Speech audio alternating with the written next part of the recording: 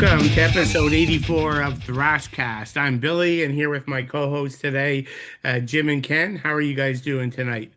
Well, good, sir. Awesome. Right, great. And now, just a quick reminder for folks, where can you find Thrashcast? Our website's www.horrormetalsounds.com and on YouTube at Horror Metal Sounds at kenji.2864. Also on Rumble, Spotify, and TikTok.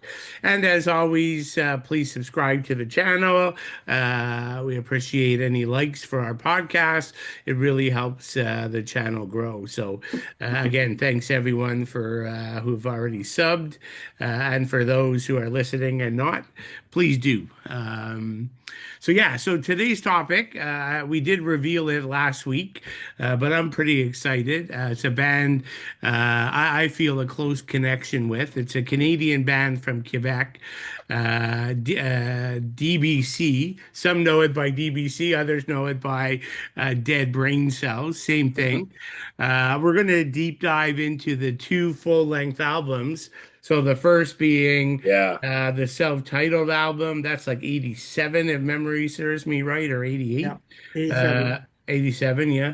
And then one masterpiece, their second album, Universe. And this was 1989.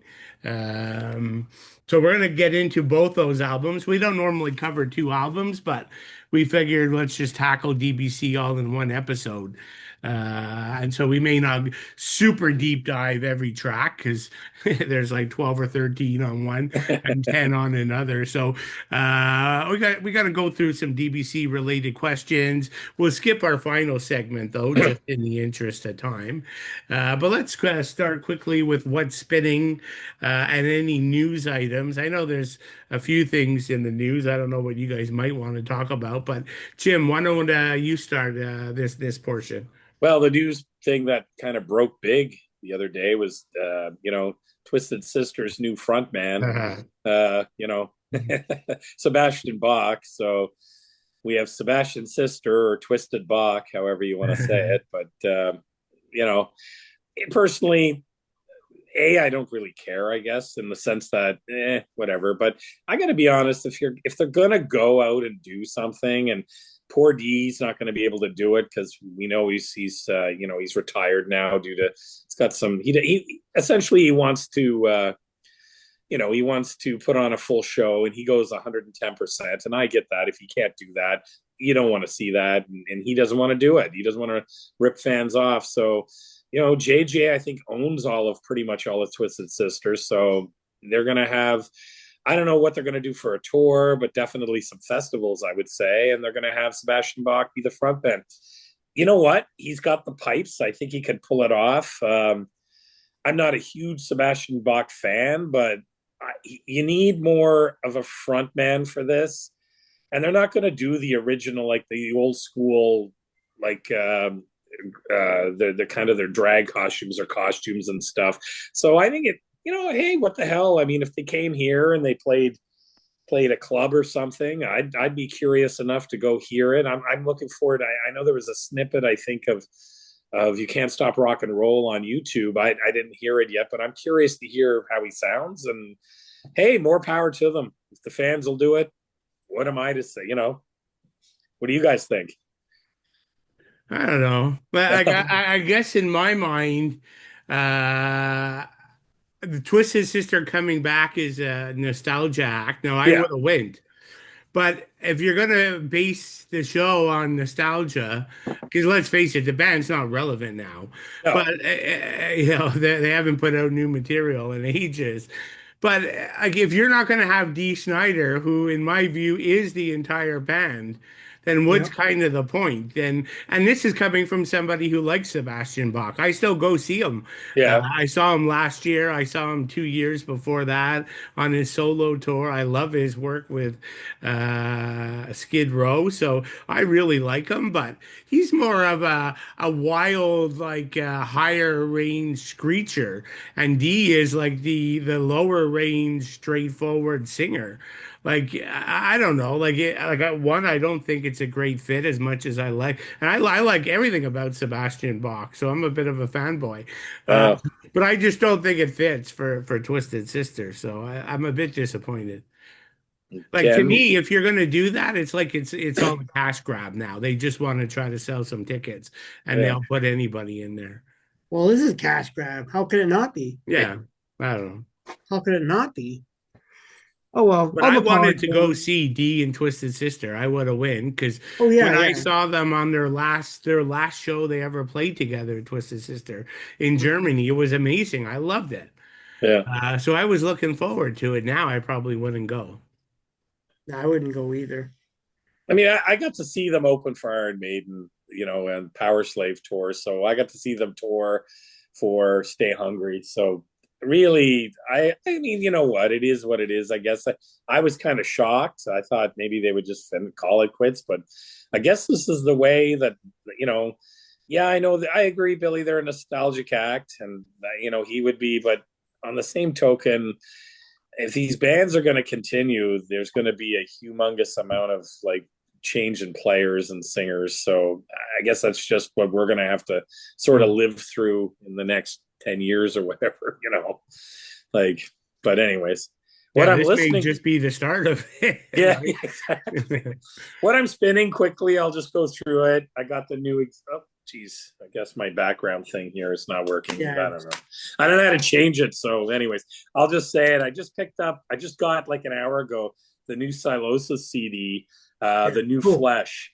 That thing is amazing. I just got it, unwrapped it about 20 minutes ago. So that's pretty cool. I picked up the new Exhumed CD, Red Asphalt. Another killer. That thing is just nasty, and I love it. Awesome. Oh yeah, and I got the new Black Swan album with kind of that super group with fronted by Robin McCauley, who I'm a huge fan of. Paralyzed. I did a record review on All Father, so definitely check that out. But it's kind of more of a heavy rock album, but really, really catchy stuff. A lot of kind of nod to the 1980s kind of scene, and just some really cool stuff on there. So that's what I've been spinning this week. So Cool. Ken, what do you got? Not very much. I guess the biggest news is Sacrifice announced their Montreal show for June 6th. So that should be pretty cool. They're going to head to Montreal. So anyone who wants to go check them out, you can. And the only other thing I saw was that, I think you mentioned this, Billy, already, but there's a new Acid Rain CD coming on May 15th. I saw the cover. It looks really nice. I really like that cover. It's pretty wild looking. That's coming out. And then there's a new Artillery song that just came out as well. A new what song? Artillery? Oh, yeah. Yeah. Did you hear it, Billy? Yeah, I liked it. I liked it quite a bit. I liked the last album too. So did I. I've actually liked all the last 2 or 3 albums. A lot of them really, really good. But, And the band was good. I saw them live, like on that tour. Like they did a good job. Yeah, I've seen them. Open. No, actually, I saw them with Onslaught. Onslaught open, but they closed the show. They're a great band live. Really, really good. Yeah, no, it was good. Solid band. That's all I have for this week. Is not much news. It's pretty quiet. Okay. Cool. And you know what, Ken? The new Nervosa single's pretty good too. Yeah, I heard that. Yeah, I heard that as well. Yeah, I like Nervosa. They're a pretty solid band as well. Yeah, that's pretty good. Can't go wrong with them either. Yeah. That's kind of a good intro, Jim, because that was my one news item. Oh, sorry. No, that's okay. No big deal. So there's 2 Nervosa singles out now, right? Ghost Notes and Slave Machine. So I thought they were both good as well. Like if you like the last album, which was pretty solid, right? That's a great album. Yes. There's no reason like they haven't switched styles or haven't introduced like industrial or anything crazy. So I think everyone will still like them. I forget when the new album comes out, but it'll be called Slave Machine. So I think it's like in a couple months, isn't it? Yeah, I think so. I mean, with 2 singles out already, I assume it's coming up pretty quick. And just one more quick news item. Yeah. There's a big date happening on March 8th, and that's Ken's birthday. March 8th. Happy birthday, Ken. Yes, sir. It's my birthday. Sunday? Yeah, that's Sunday. Yeah. Sunday, yeah. Okay. Happy birthday, Ken. Thank you. Yeah, Sunday's my cool. birthday. Woo! Happy early birthday. Yeah. Happy early birthday. Yeah, so I'm off for 2 days, Friday and Ah, Monday. good man. Yes, sir. 4-day weekend. I know Nice. what Going you'll back. be doing tomorrow. Probably traveling to your favorite shops. I will be at one point. I'm meeting Rich and I are having dinner tomorrow night Oh, cool. before he heads to Hong Kong. I'm sorry, Japan, not Hong. I keep saying Hong Kong, Japan before he goes to Japan on Monday. But Cool. so fish and chips. I love fish and chips. Ah, That's Cool. my that's one of my pre-birthday dinners. nice. Looking Yeah. forward to it. And then quickly, I kind of had two wood spinning items. So I finally closed my last remaining album on vinyl from Overkill. Cool. This was never released on vinyl, so Oh, Oh, nice. Yeah. I nice. have the Killing Killing time. Kind, which for me, I love this record. I So do know I. some fans are not a big fan of it, but for a 90s era OG thrash band, this was a killer record. This Yep. thing wasn't even available in North America. A friend had to get it shipped from Germany from another friend, and we brought them in. So that was kind of crazy, but That's so limited to weird. just 500 copies. Oh wow, 500 copies. Holy shit. Yeah, Wow. and it's like a numbered copy on the back. So Okay. this is a cool label that's in Europe, Church of Vinyl. They I do love all that. these rare vinyl things, but they only do like 500. Oh, And so, swap. like a couple months later, the vinyls go for a couple $100 Oh because yeah, for it's sure. just so rare. What Uh, number is that? 380 something. Nice. So good.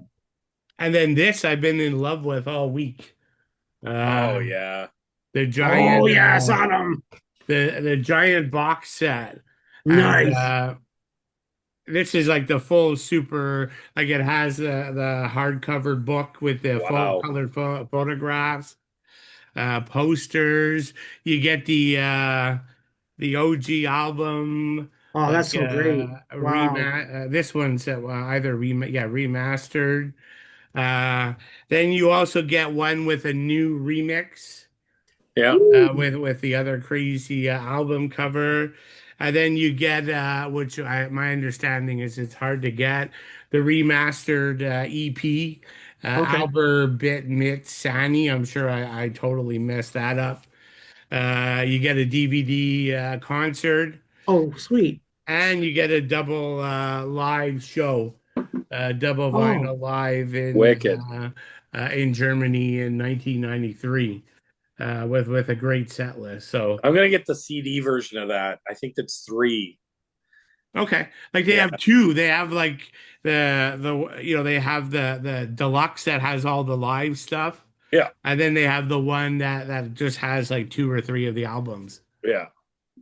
Um, so yeah, it's like an extra $50 to get the full on set. So it's they like did it's a worth really it. good job. Yeah. I love when they put in a remix or a reish. I love it when they do that. That's so cool with the original. And you guys like the artwork? Oh, I love love it. the artwork. This Yeah, is the that's new great. reimagined artwork. Yeah, And Apple reimagine. Music has it Yeah. moving where it's pulling the skin off the face and then he puts it back. It's cool. Yes. Oh yeah. Yeah. Yes, I saw that as well. Yeah, that's Oh, I great. didn't see that. I'll have to take a look after our episode. That's great. It's great artwork. All right, cool. So that's covers our wood spinning items.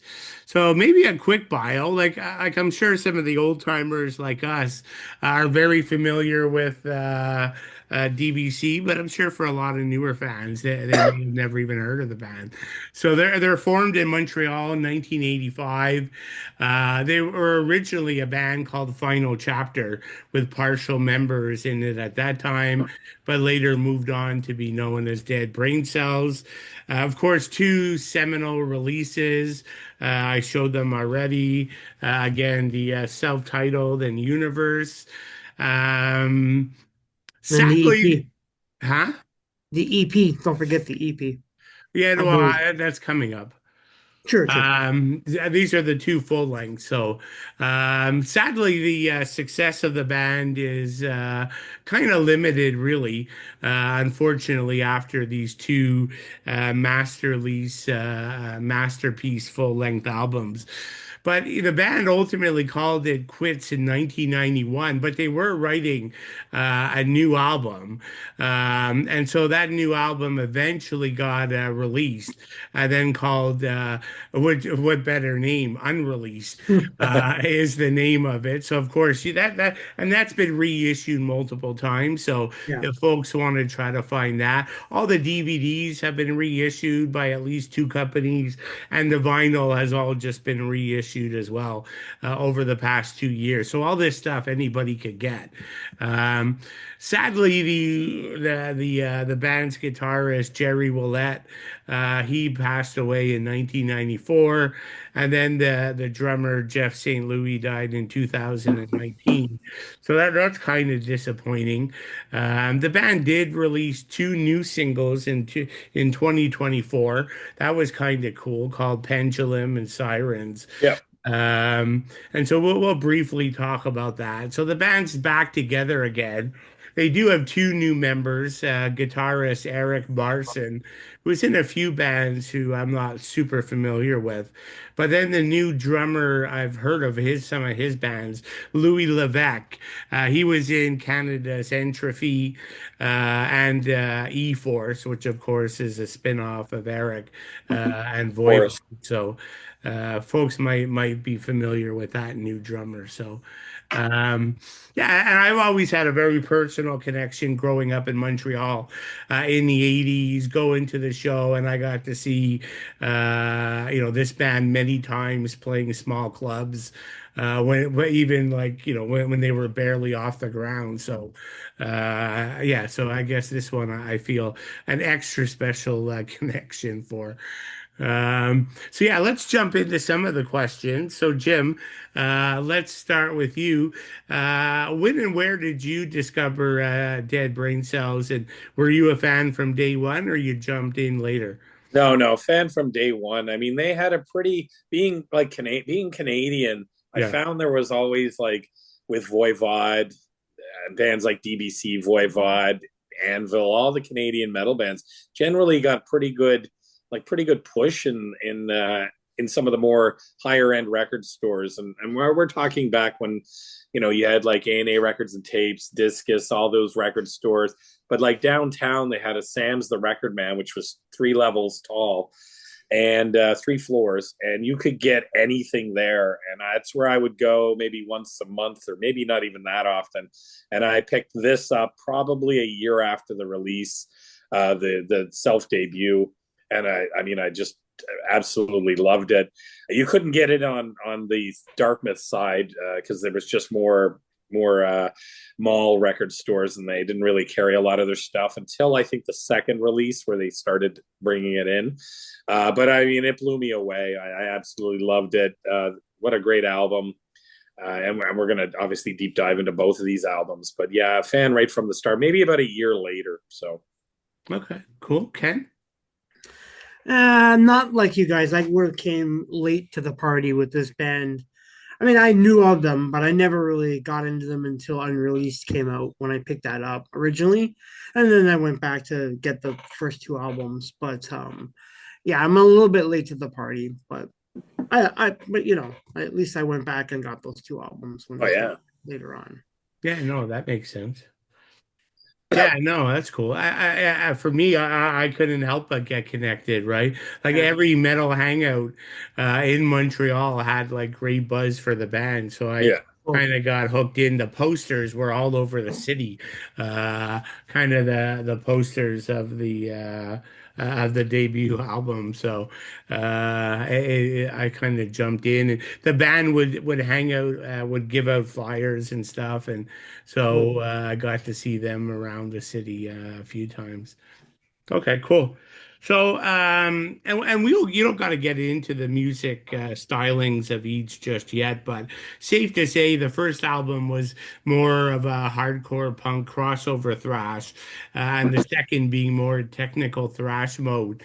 Uh, what do you guys think? I mean, we know the band didn't go very far after Universe. Do you think that was a mistake to shift into the technical thrash mode? Should they have maybe stayed on the crossover track they were on? What do you guys think, Ken? I think they should have stayed crossover. Yeah. I'm not a fan of Universe. It's okay, but I prefer what they did in the first album. I think they should have stayed on that trajectory based on the fact that you had other bands like you had Mod, you had DRI. There was so many other bands who were doing that style. I think they could have fit in really well with that style if they stuck there. But I mean, no, that they made their decision to go in that direction. Not that I'm saying it's bad, because a lot of people love Universe. It's a very well respected, and I know both you guys like it. But I think they should have stuck with what I heard on the first album. This is my personal preference. No, no, it makes sense. I mean, like it's funny, like from all the people I've encountered over the years who knew the band, they all tended to agree that they preferred the first, Mm-hmm. and weren't a big fan of the second. Me personally, I'm the other way. Like I love them both, but I'm a big technical thrash guy, so I really liked Universe. But this totally reminds me of Death Row and Deception Ignored. True. Uh, Yeah. where I think like it alienated a lot of fans and they never recovered after. So yeah, I find a lot of similarities in doing that more extreme technical album, but I don't Mhm. know, just my view. But I actually prefer Universe. So, Jim, what do you think? Yeah, I agree with you guys in the sense that that probably alienated a lot of fans that bought the first album. Now, interestingly enough, I like Universe. I like the first album way better, but I like Universe because it reminds me, I'm a huge Voivod fan. Yeah. And the difference, I think, between them and Voivod is this went a year earlier than Nothing Face. But I think Voivod, having four albums prior, four albums, one, two, three, four, yeah, four albums prior, really built up. I mean, they started so much earlier with War and Pain, then with Roar, Killing Technology, and then they kind of hit an apex with Dimension Hatros, and the change was starting to happen where they were going a lot more, leaving a lot more of the thrash that they had, and speed metal, and kind of heading more into more of a technical thrash. And I think they might have dipped their toe in on Dimension Hatros, but still stayed true to their fans. And then when Nothing Face came out, I have to admit, when Nothing Face first came out, I was a little bit kind of shocked, but it got so much play on the radio with Astronomy to Mine and so much play on Much Music that you just heard it everywhere. And I mean, it became such a big thing. I think maybe these guys were maybe a year or two really ahead of that curve, maybe a year or two behind in the sense that maybe an earlier couple of traditional thrash albums, some more crossover sounding, probably would have maybe cemented them a little bit better. And then I think the change was maybe a little too abrupt for a lot of the fans. I mean, because I mean, I would assume that Voivod probably eventually they probably lost some fan base, but obviously they grew so many fans off of Nothing Face that it kind of worked a little bit different for them. And I think these guys were just maybe a little too late and then a little too early, if that makes sense. Just the way Yeah, I that makes feel. sense. Yeah. Yeah, no, I think that makes a lot of sense. Yeah. And let's face it, we do know a lot of bands, a lot of thrash bands that weren't the top sort of 10 of them Yeah. didn't really make it through the 90s either, right? So Exactly. it was also that whole time period, I guess. Yeah. And some of our favorite thrash bands in the 90s put out a lot of like they went with more of a Pantera, not even sounding goth, everything. So, I mean, I totally get it. I think maybe had they, I mean, coulda, woulda, should have had an album come out like at 85, maybe an EP in 85 and 86 and 87, and then maybe one more before kind of releasing this would have been cool. I think they would have hit the ground running if they released this and after Nothing Face. I know that sounds kind of, I'm not trying to insult them or anything, but I think if you had Voivod kind of changing like that, I think it would have maybe kind of ripped the band-aid off for them a little bit better. Yeah, I know. No, I agree. And they're not the only ones coming out of the Montreal scene that had the exact same fate, right? One of my favorite albums of all time is the first Oblivion album. Right. It was the exact same time period, 89, 90, that both these bands were playing club shows all over Montreal, playing this like crazy technical music. And neither of them sadly got too far. I mean, Oblivion did a death metal album right after, a technical death, which was probably, that's where the scene was going, in the early 90s. So that kind of makes sense. Okay, cool. And then just before we get into the other material they released quickly, the band name DBC Dead Brain Cells, like coming off what you were just saying, Jim, about maybe not breaking out. Do you think the name hurt them? Like I always found the name was confusing, or like I certainly didn't think DBC Dead Brain Cells, like it made me jump to go buy the album like Slayer or Metallica did. Yeah, Ken, what do you think? Did the name hurt them?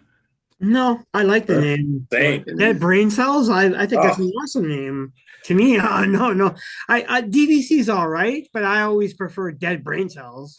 Yeah, I think it's I too guess it's punk. like, what's that? I think it's too punk. It, well, obviously, yeah, because yeah. of where they started. But it's like, Yeah, but it was more thrash punk, not pure. Like for me, no, Dead Brain Cells sounds like an early punk band. it does. It does. I would agree. Yeah. But it's no different than Corrosion of Conformity, COC. I mean, they Yep. same. They've also very punk thrash styles. I also like the logo itself. Yeah. That logo is great. It's three letters. I like the way that the curve comes out on the beginning and the end of it. And I even like how it's sort of like frayed. It's frayed really well. I love it. I think it's a really, really good logo. But I've always liked that, like that look for the band. Yeah. So while we're there, Ken, what are your thoughts on the album artwork? Oh, that's interesting because it's all done by the band. Yeah, I know. Really? Phil Dakin did the original Yeah, album, and then the other guitarist, Shahini, that's right, yeah, that's Phil's, yeah. and then Shahini did the guitarist Shahini did Universe, and he did Unreleased. Unreleased is terrible artwork. Yeah, I don't know what they were going for with that one. It's a bit weird. I just found the Um, artwork again didn't do them any justice in selling records. It probably didn't. Mm. It didn't. But I actually like that first image from the Yeah. first album. It's a graphic, but I love it. I just love the way it looks. It looks good on a T-shirt too. That logo, Yeah. oh, it looks great on the T-shirt. But I can see your point, Billy. Yeah, they probably. And I was even reading online that some people feel that did hurt them, that they didn't have really good artwork. But maybe they couldn't afford it. Maybe they decide just to do it themselves. Some musicians are artists too, so they like to do it all in house. Yeah, So, yeah. Like I'm sure they weren't exactly being Like on Voivod. Combat Records. Yeah. well, yeah, the thing, yeah, well, the way he's an artist, so I mean, it's perfect for him to do it. But maybe they're trying to be kind of like Voivod because the bands are similar in some ways. They're not Yep. Yeah. unlike each other, right? The I'm only sure they difference were is, pretty friendly too at the time, right? They're Yeah. all Quebec based. yeah, I bet you they were good friends. I'm more Yeah. than you're right. Yeah, they're probably really all good friends. So I Yeah. mean, you look at Voivod, you look at DBC. Yeah, there's a lot of like comparisons to the two. Only thing is, I'll say is Voivod had way better album art. But Oh, Oh yeah. yeah. That was amazing. Yeah, yeah. yeah, the art was great. But yeah, I think the art's okay, but it doesn't do them any favors. You're probably Yeah. right. Jim, anything you'd add there on that Yeah, front? like I mean, let's be honest. When I first heard of the band Dayglow Abortions, I loved the That's a name great of the name too. band. That's a And great name too. the Dead Boys, the punk part of it is what suicidal tendencies. These band names are just, I think DBC is awesome. I love the fact it's Dead Brain Cells. And I just think yeah, I get it. It's not, it's not Iron Maiden. Totally get it. But I like the dirty underground feel, like that first album. I find it's wicked. I love that album artwork for the first one, and I like the album artwork for the second one because it makes you feel like there's a change, and there is a change, and I think visually as well as as well as the listening to the album, they definitely changed. So I just think it's really good. I thought it was a complete package. I think maybe just maybe the situational timeline is what screwed them, I think. Or maybe. Yeah. Yeah. Well, yeah, that was definitely a part of it, I think, for sure. But the name, I love the name. Yeah, on a t-shirt. Oh man. Yeah, I it's see good. somebody wearing a Dead Brain Cells shirt at a show. I'm like, oh, wicked shirt, man. Their You logo is know. great. I love their Yeah. logo. I still see them for sale every now and then. Yep. Oh, do you? Yeah. Okay. Yeah, yeah. Like all those like online, like I Yeah. don't know whether they're paying the band or not, but they sell all the cool old t-shirts. Yeah. All right, so cool. We touched on unreleased a few times. I'm assuming you guys have heard that. Ken, what are your thoughts on unreleased? Yeah, I like that album quite a bit. Hmm. The Second Coming is my I love that song. I think it's so great. I love the lyrics of that song. I used to sing that song all the time. I think it's pretty good. It's sort of not quite like Universe. I Yeah, guess they it's went back a bit, yeah. away They from it. and well, the thing for me is I like the vocals. I don't. I'm not a. Well, we'll talk about this, but I don't like the vocals in Universe at all. I'm not a fan of it. But I like the fact that at least on release they sort of went back to the kind of the style of the first album. I Exactly. mean, it's not as like it's not the whole kind of screaming thing going and the No, no. shouting, but I prefer when they sing, when he actually sings. It's for me personally, but I think it's a pretty good album. The album art Uh, is not great, like you said, though. It's yeah, Yeah, no, like I think yeah, it's a perfect summary of it, right? Like they stepped away from the technicality. They weren't as aggressive as the debut. that's right. Uh so yeah, I guess it's like get me ready, like it's the band continuing to evolve. I didn't mind it either. Like I don't like it as much as the first two, Sure. but I still enjoy it. So yeah. Mhm. But the other point that you raised, I think, is the be all and end all for DBC and whether someone likes Universe. The vocals are so unique that everybody who Mhm. hates Universe, usually the first thing they say is, I hate the vocals. Uh, so I get it, right? I actually personally love the vocals. Right. Uh, so yeah, it's kind of weird that way for me, but yeah, I think that's the sole decision. Well, someone like Universe is going to come down to the vocals because they're very unique. Yeah. Jim, over to you. Yeah, I think it's great. I was kind of bummed that it's only 6 songs. Yeah. Sure. Could have made a couple more songs and thrown it as not an EP but an album. I thought it was really good. It was more of a return, like a mix, but more of a 70-30 mix, I would say, to more of the traditional first album, a little more punky, a little bit more just regular thrash. And that lead, and the two newer songs as well. I think they're a perfect fit. Their discography, well, it's not really a discography, I guess, but you know, I like it.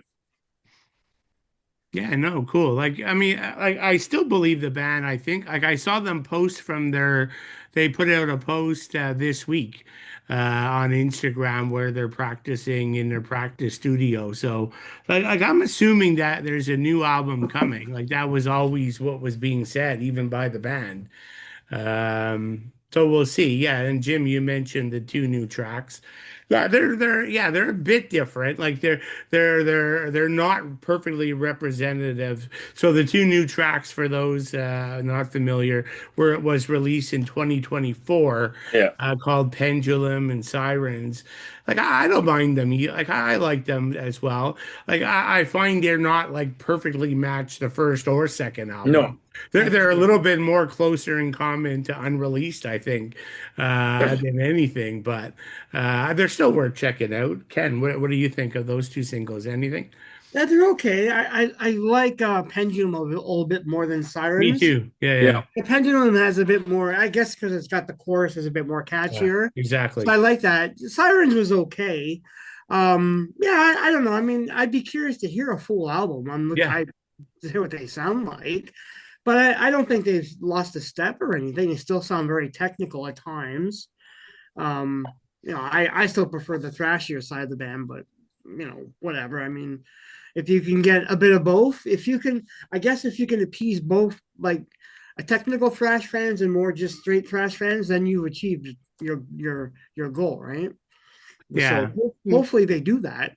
Yeah. I hope so.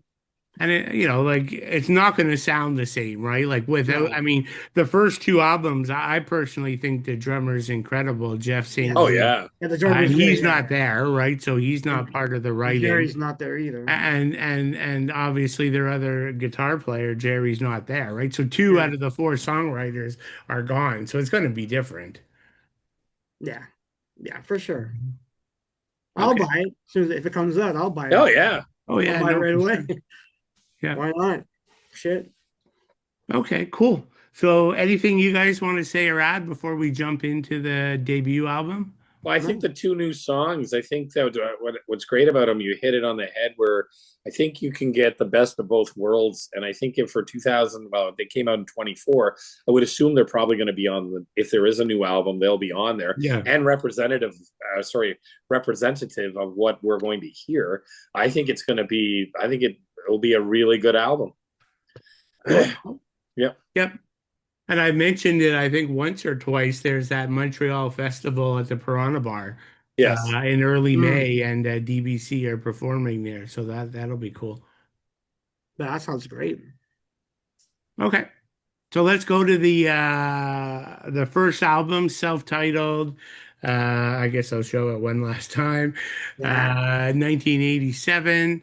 So again, band members Jeff St. Louis on drums, Eddie Shahini on guitar, Phil Dakin on vocals and bass, and Gary Willett on guitars. So we'll go to the first track, Deadlock. Jim, why don't you start?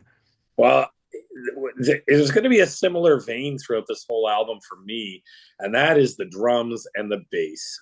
Yeah, Holy shit, man. This thing is just totally driven by that. You got amazing. I like the vocals, I love the guitar, but that mix with the drums and the bass and the bass is so predominant on a lot of these songs that this album is just phenomenal in that sense. This one here, Deadlock, is a cool opener.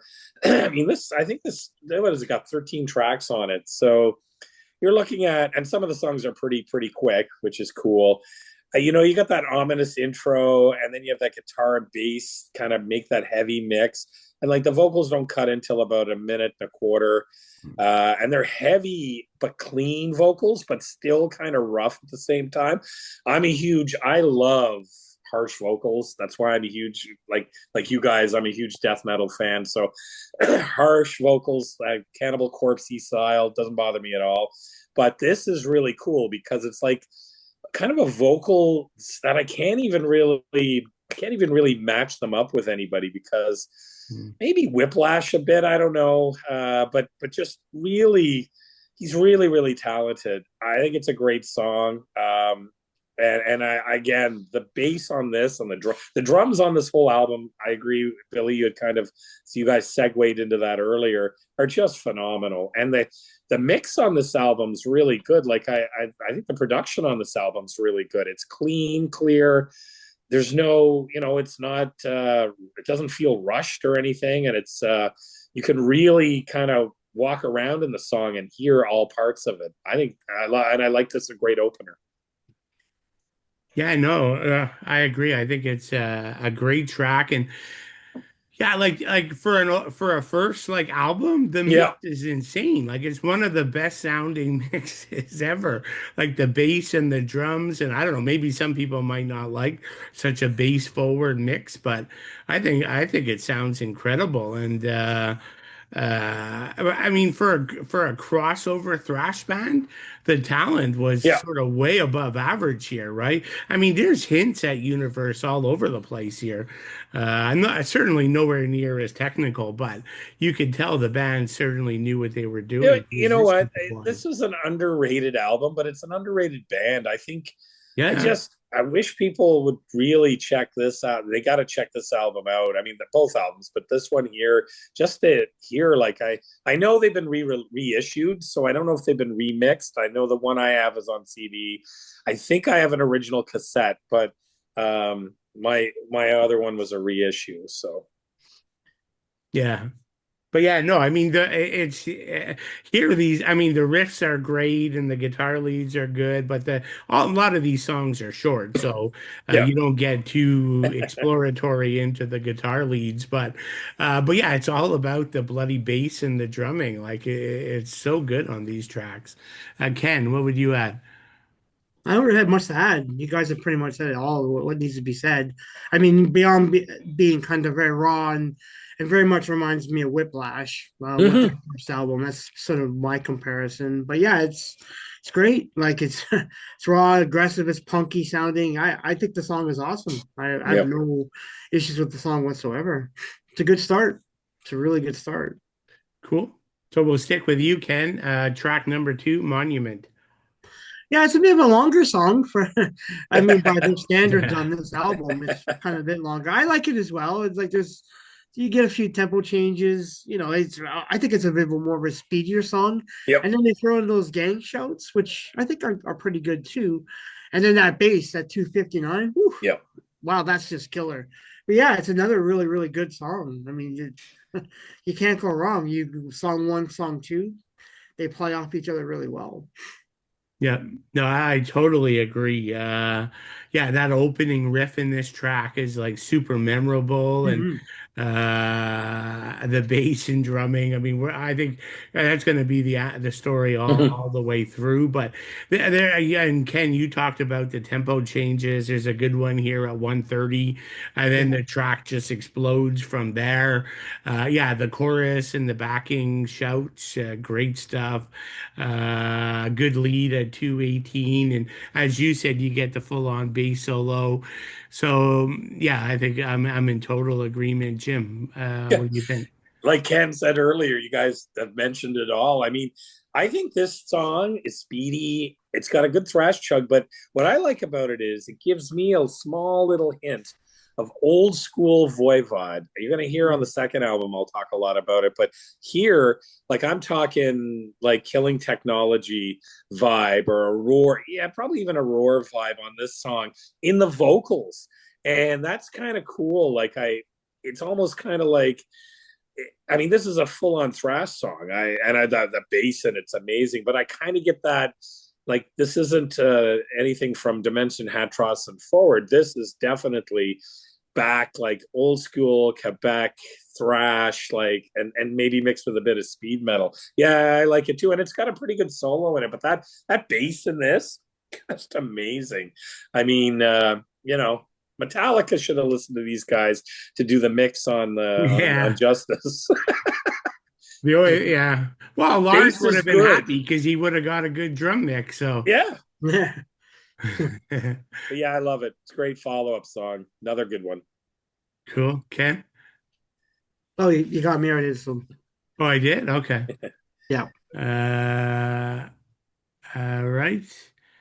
So yeah, now I've lost track. So where the hell are we again? We're lies. on We're on lies. lies. Track three. Yeah, okay, okay. So lies. So Jim, why don't you keep us going with lies? Oh man, this has like a massive punk crossover vibe. I mean, at 150, you have that killer riff. Find the vocals are a bit heavier on this, and that heavy, thick bass again, but that cool drum thrash kind of intro mixing with that wicked riffs that's happening. And this song is just really good. I put ones by a bunch of them, but not this one. But because the album's quite long, so there's a lot of really good stuff on it. But it's a great track. I mean, but I find it has much more for me. I find much more of a crossover vibe, maybe early thrash beginnings here for sure. I love it. Cool. Yeah, I'm a big fan too. I always get a smile on my face when it opens Yeah, because it kind of opens with like a mini like drum thing. yeah, If it actually sounds like a mini drum type opening of like a hair and glam metal band, kind like of. in the '80s at the very beginning. And then of course it totally changes and it's nothing like that, but it always kind of puts a smile on my face. Uh, but yeah, because that's nothing like what the song or the album is about. Mm, But yeah, and I think the chorus is super catchy. Like it's lies. simple, Yes. but yeah, it just sticks in your head. Yeah. And Jim, you mentioned it. that riff at 150. We actually matched exactly at Yay. 150 because a lot of these songs are short, and Yeah. like there's these one sort of riffs or these one sort of hooks that fit in the song that just totally sell it, and that's kind of that for me. But Ken, what do you think? Yeah, you guys again, you pretty much hit every major point on the song. The only thing I'll say is the vocals are more shouted throughout, Hmm. though. That kind of I like that approach, and it adds to the chorus with the lies. The chorus is not really much of a chorus, but like in the traditional sense. But I like it. It's catchy enough for me. It's a good song for sure. I can't go wrong in any of these songs really. Yeah. Cool. And Ken, you haven't mentioned we're three songs in and nothing on lyrics. Are the lyrics kind of suck or nothing much going on? No, the lyrics are okay. They're very they don't write traditional lyrics in the like I don't know. I was going through the lyrics in the songs, but I didn't see anything that really like stood Hmm. out. I think more stands out more in universe than it Oh does. yeah, yeah, yeah. Yeah. Like I think they get really kind of philosophical and cat Yeah. they just stick to like fuck you, we're gonna play these songs. And yeah, and there's not much way of lyrics, but yeah, I was looking at that, but I didn't see a lot Okay, that cool. I could really point out. Okay, well, let's stay with you, Ken, on power and corruption. Yeah, the song is pretty good. Yeah, no, this is like a traditional, like we hate traditional powers that be kind of thing, which is a standard with like a lot of punk kind of crossover bands. But I like this one. It rips really hard. It's got a really like a hyper speed tempo, Hmm. and that rate at 46 seconds. I like how it kind of slows down, and then At all of the a sudden, same time, Ken, 46 yeah, seconds as well. 40, Yeah. yeah, and it picks up and the pace goes insane. I had And I 42 like the seconds. chorus there. What's I that? had 42 seconds. Yeah, 42. I must have my eyesight must be off. Yeah, and the chorus is great. So yeah, it's another really good song. And yeah, if you want like a lyrical interpretation, they're just discussing the whole idea of corruption and power and how it, how they don't like it. And it's a standard staple when it comes to these kind of bands. But it's still cool. Yeah. Nice. Jim, what would you add? Oh, this is Fast and Furious, and I love it at 120. He had the exact same timestamp I did on that riff at 46 seconds, but Yeah, it's that great. I like it as well at 124. And this is a short song. At 124, the drums kind of like beat on into a faster pace towards the, I think that's pretty cool. They use a lot of that in their songs. They don't just rely on like a riff to take it off. Sometimes they'll rely on their bass, sometimes they'll rely on the drums. I think that's pretty genius in how they're doing. This is their first album, and that's Yeah. pretty cool. Pretty cool. I love it. All right, Jim, let's stay with you. I mean, nothing I'd add. You guys nailed that one. Track number five, Tempest. Yeah, I mean, this is great. I believe, like, this is an instrumental. Yeah. Yeah. So I gotta admit, okay, like when I heard, I haven't listened to this in a long time, even though I bought the CD a couple, I think maybe this year, not this year, but in the last 12 months. Excuse me. But this song is probably now my second favorite instrumental to the Ultraviolence.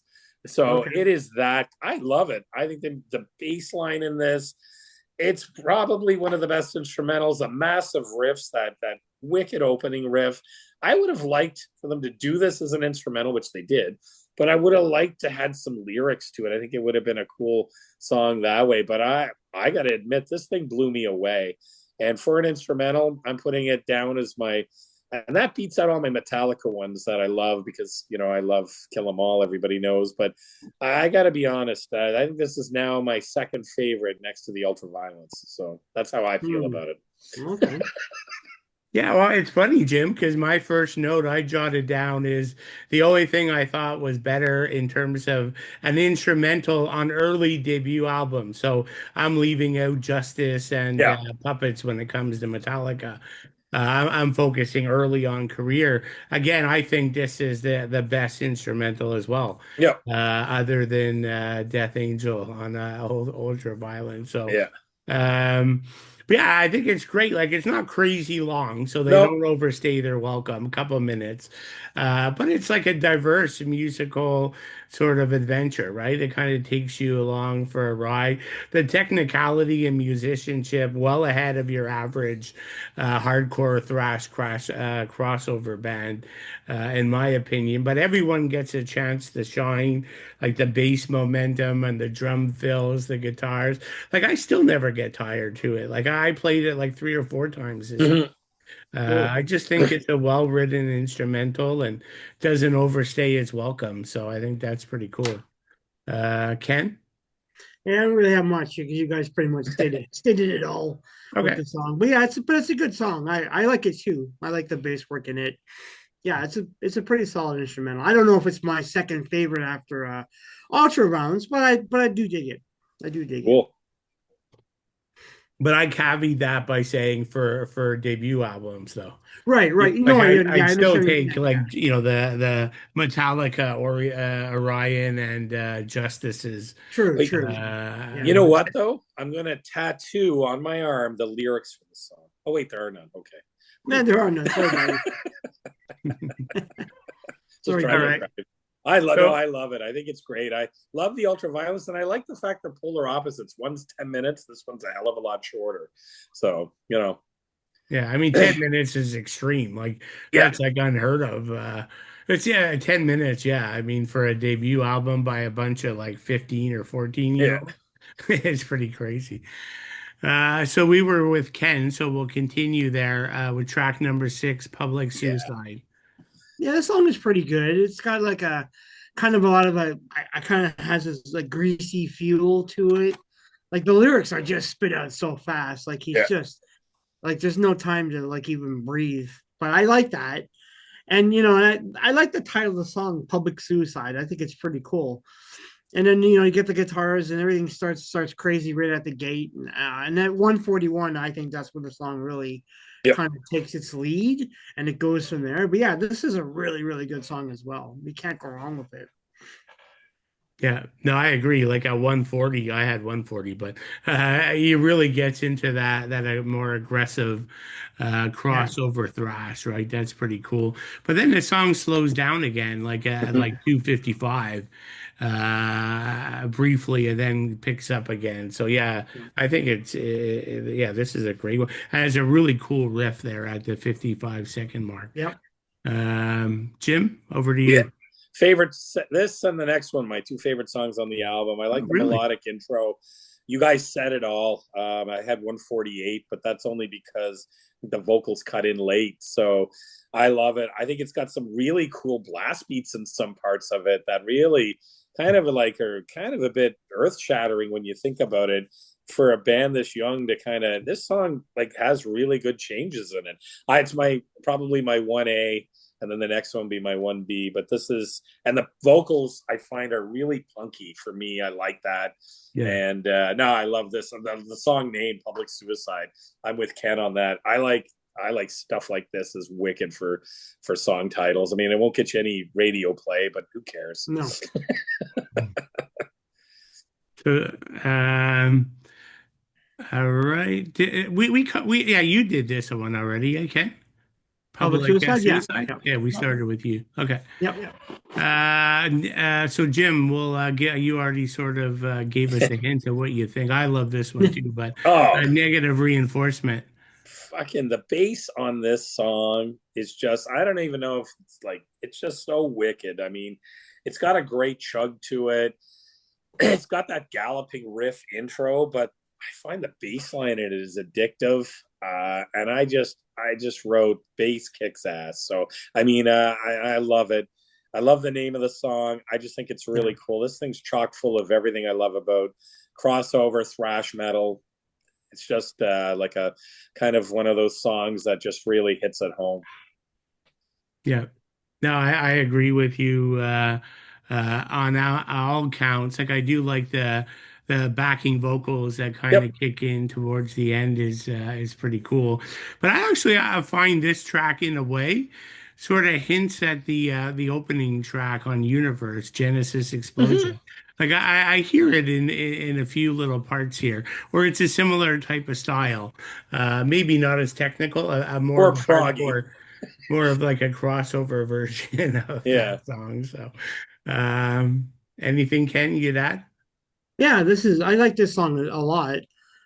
This is like a very kind of skateboarding kind of Yeah. song. It's got that vibe to it, and I know that I was reading a lot of skateboarders would play this kind of song when they're skateboarding. But yeah, it's got the galloping riffs, and then the song. I like the song title as well, "Negative Yeah. Reinforcement." Pretty solid stuff. Yeah, this is a really good song. I'm with you guys on this one. It's probably one of the top three songs on the album. I Yeah. think for sure. Just as you're saying that, this would make a cool band name. Oh yeah. Negative reinforcement, Reinforcement. no? We Yeah, should yeah, you start a could have that. band. Yeah, I Let's could see start a that. band. That would be a cool name. Okay, so Ken, we'll stay with you. Track number 8, Outburst. Yeah, this one I like too. It's got another very kind of punk sound. It's so like that high gear punk sound. I love it. It's got that sharp precision with the riffing. At 107, whew, I love how the song Yeah. makes this major turn. But yeah, the tone. What I like about Outburst is that this is the guitar tone in general. Oh yeah, it's really good. This one, solid song in my mind. Yeah, no, I agree. Uh, yeah, I was off by like 8 seconds on the part you called out, but I'm always off. You guys are always. I think it's my eyesight. Like it's got to be because I don't usually have my glasses on when I listen to music. So, Jim, what would you add? Yeah, I mean, this is like punk 101 with, oh man, like it can hit the time signatures there with the riff and the solos and that. And I think this is more of a guitar driven track for me. Yeah, that's what I But I think. mean, what is it, under 2 minutes? Like, like, Yeah, it's Not so even, yeah, short. yeah. yeah. So, it's a fast, it's a great, I think it's a great track. I mean, this is, when you first look at the album and you're thinking, I hate bloat on albums. So, and I remember looking at this album when I bought the CD a couple of months ago, and I remember going, man, there must be some must be reissue bonus material on here. 13, I don't remember it being 13, but yeah, I mean, so many of the songs are under 2 minutes. It makes perfect sense. So yeah, Like this is the whole another thing, great I one. think, is only like 33 minutes or something. Yeah, Yeah, it's 33 minutes. That's right. even I think it's even less time than South of Heaven. We're pretty damn close. But yeah, great track, great track. But way longer than Rain of Blood. Yeah, Yeah. All right, cool. Yeah, and Outburst, I think there's some good vocal hooks in there yep. too. That kind of stand out for me. But okay, so Jim, we'll stick with you and track Oh, number 9, this is MIA. another favorite. I mean, this would be in my top three. MIA. Oh man, that drum intro again and that great bass sound. This is a super fast, heavy song. And I get the vocals on this song, and only this song gives me Tom Araya Slayer vibes. Yeah, I don't that's know what it exactly what is. I noted. Yes. Yeah, yeah. I had the And I same love that. note. The same Yeah. note.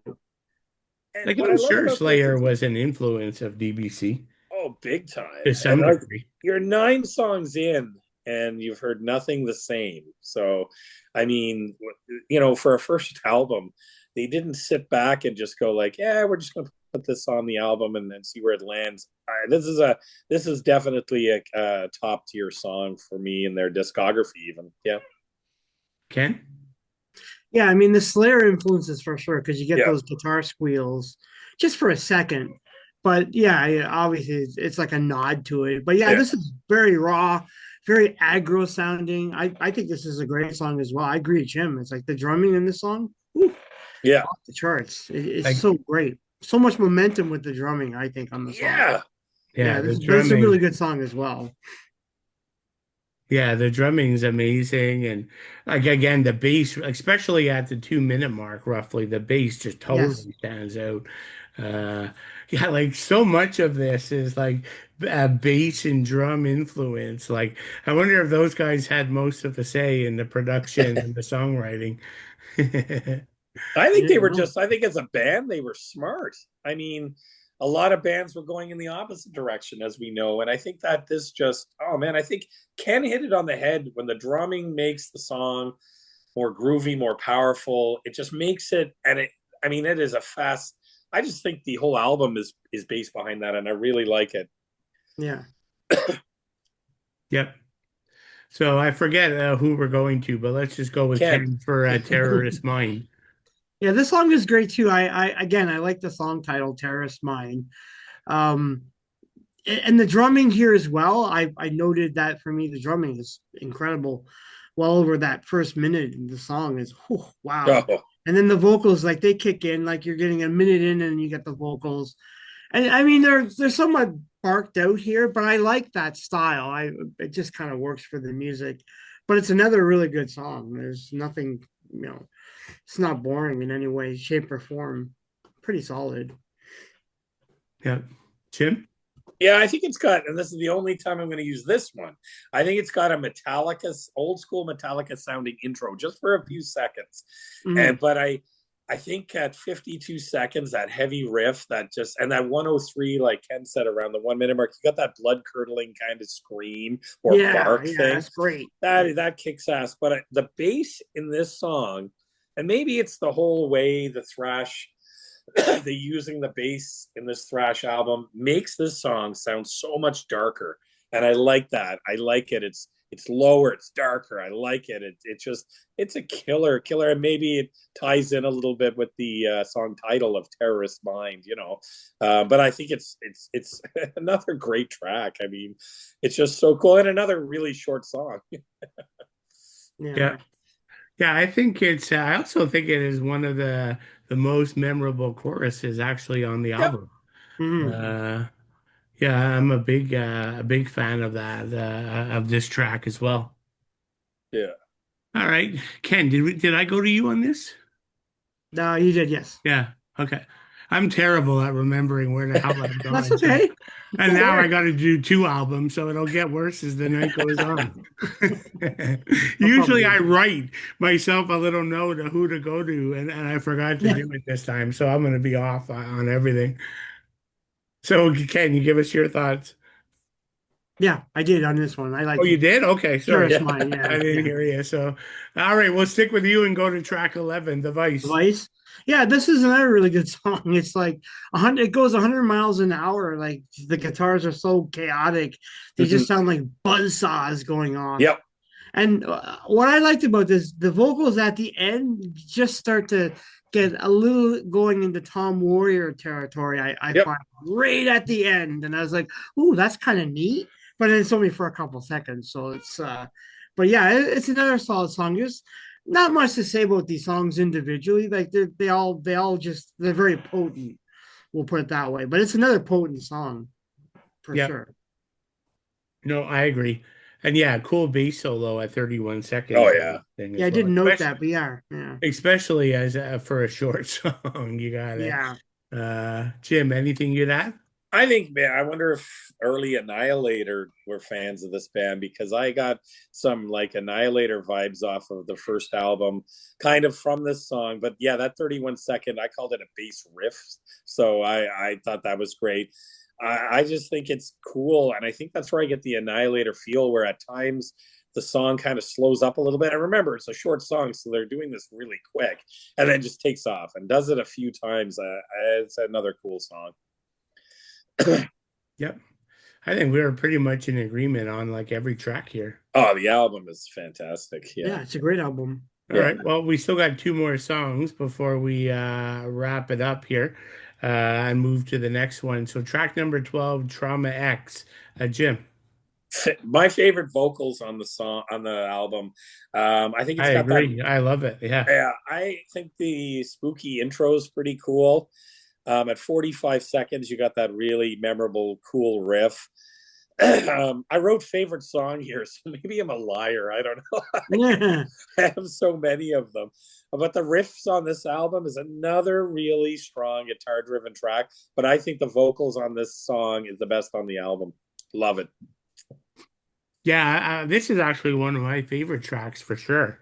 Yeah. Like I like the opening. It's kind of like a sci-fi feeling Yeah. type, Yeah. which again is previewing where the band's gonna go. I think Phil's vocals amazing, crunching guitars, and it does a good job of shifting between like crossover thrash and a bit more of a mid-paced. It sort of goes back to that sci-fi sound around 150 and then ends with a bang. Those like pounding drums, crunching guitar.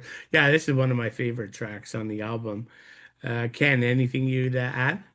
Yeah, it's probably one of their attempts to come up with a fuller kind of song that's more realized with the beginning. And I like the fact that there's an attempt to really sing on the song as well that you don't get on the other 11 tracks. So it's good.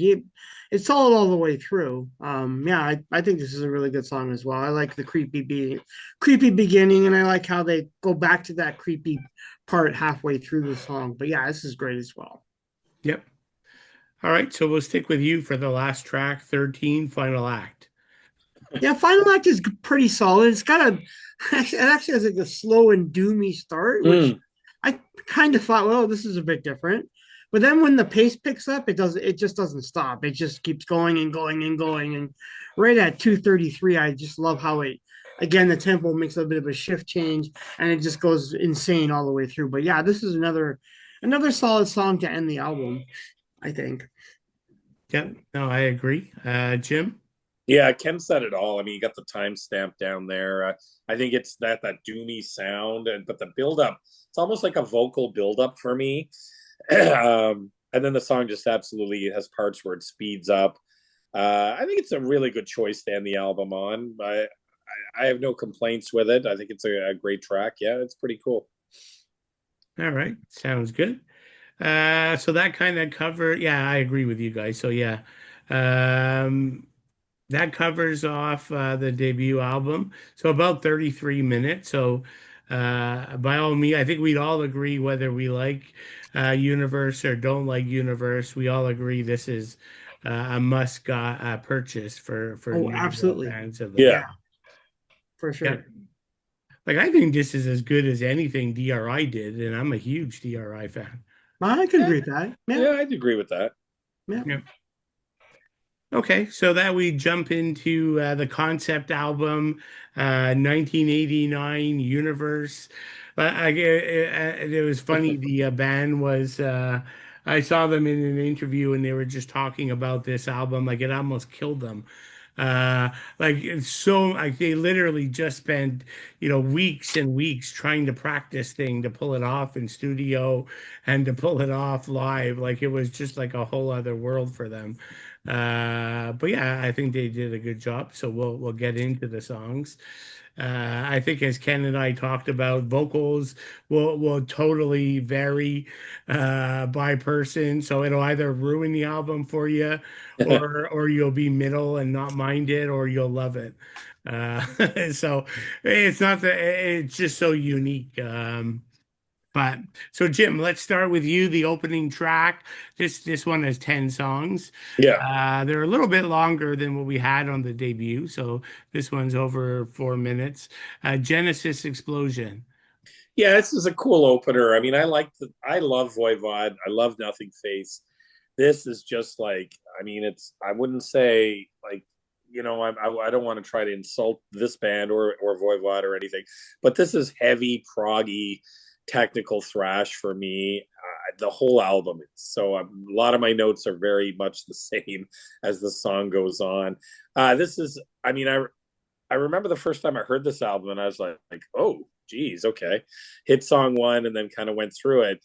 This is a massive technically sound thrash song. I find it's got sounds like this could be off any Voivod album after Dimension Hatros. It's got kind of a robotic vocal kind of thing to it. And, it's got a cool chug to it, but definitely way different than anything off their first few album, the first album for sure. Yeah, I love this song. Like I just think it's one of the catchiest songs they've ever done. Just killer hooks. And this thing always put a smile on my face because this was actually the song to a cross country television commercial. Oh yeah, And to actually hear this thing in like prime time when you're watching like TV, like number one rated TV shows was amazing. It was like a cell phone company. And like it was just perfect. Like they didn't play it with the vocals, but they played the music. yeah. Like it was just the coolest thing ever. And like I really hope the band got paid well for that commercial because it was a nationwide. I don't know if it was in the US as well, but it was right across the country in Canada. So they got more airplay on that commercial than they did on Much Music and Music Plus put together. So Yeah, although the only thing in the commercial, they don't actually, nobody knows who the hell the song is from. yeah. So it probably doesn't help them. But yeah, I just think the song's great at building tension and then it explodes in the chorus. The backing vocals are great. Like and again, Phil, like I think a lot of people say, oh, he sounds like a robot. And usually I hate like thing. I just think they're more like short bursting vocals, but Yeah. um, and I get why people wouldn't like the vocals, and usually I would be hate this kind of a thing. I never like vocals with that sound different, usually, but I don't know. I just find the songs and the vocals are very trance-like. Like it puts me in this trance when I listen to the album. Same thing, the guitar leads and the drumming stands out still here. The bass though is interesting because the bass is very good, but the bass is less focused. Even though this is a technical album, the bass shows up for sure, but it's not all over the place up front in the mix like it was on the debut. So, but yeah, I think it's a brilliant song. Ken, over to you. Nah, I'm I'm sorry, guys. I won't have much of an opinion on this because I don't like it. I mean, it's a good. Technically, it's a good song. It's quirky, but I don't. It's just the vocals don't grab me at all, Yeah. and that's where it really. Well, we're gonna differ a lot on it, but I mean, in terms of the technicality of the song, yeah, I mean, you can hear it. It's there for sure. It does remind me of somewhat of Voivod for sure, but I just can't get into it. I'm sorry. I just can't get into the song. Cool. Uh, Well, we don't all like, as we know, we don't all like everything equally. So, well, I don't hate it. I mean, I'm not saying it's bad. I mean, I can tell the technicalities there. It's these guys are great at what they do. It just doesn't grab me the way that the first album did. yeah, But well, you're not alone. oh, I'm sure I'm not. Yeah, for sure. All right. Well, you choose to give as much as you like about track number two here, Heliosphere. Well, I applied the same logic to the first song. It's very they're very the two. I find the two for opening songs are very similar in a lot of ways. It's pretty straightforward. Yeah, technically it's solid, but I for some reason it just doesn't really grab me. I don't know. Maybe Jim might have more to say about it than I do, but I just Yeah. Well, like yeah. I will say, like a lot of the songs are in terms of stylistic writing are very similar. So, Yeah, that's like what I if mean. Yeah, somebody's yeah. not going to get into the first few, you're probably not going to get into the whole album. In fairness, Yeah, that's fair. because Yeah, I they're mean, not drastically different. no, they're not. They're very similar in all the ways. Yeah, Jim. Yeah, I mean it's very similar to the first one. I again too, it's got a I mean I like the vocal chug in it, but I it's very similar. I mean the writing, if you read some of the lyrics to well, a lot of these songs, they're very much into the sci-fi end of Oh, kind very. of Yeah, they're all sci-fi. Yeah. yeah, like deep into the cloud of its remains, a protostar forms from its collected debris. I mean, this is again too as a whole you gotta kind of I classify rather than the songs making up more so of a whole album of this I think is it's pretty impressive on that end, but I find a Mhm. lot of the songs are very similar in the sense of the vocals and even topical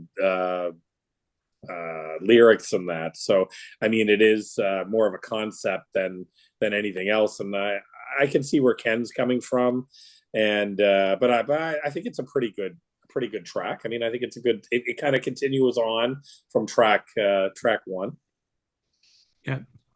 Yeah, I mean, I'll sound like a fanboy on them all because I love them all. But just to Yeah, quickly that's touch cool. on it for folks is so I mentioned this is a concept album. So the Yeah. whole album is Yeah, about the creation of the universe and the that's right. trajectory of man, and then where the bands view man's limitations in the universe. So all the songs and the lyrics kind of fit there, and there's like the rise and the fall of the dinosaurs, and Yeah. everything is in here. So the band definitely took a lot of time on lyrics. So me not being a lyrics guy, I did want to sort of give them a call I out for that. concentrated more. I read the lyrics to most of the songs, so you can see the wave of how it goes. Yeah.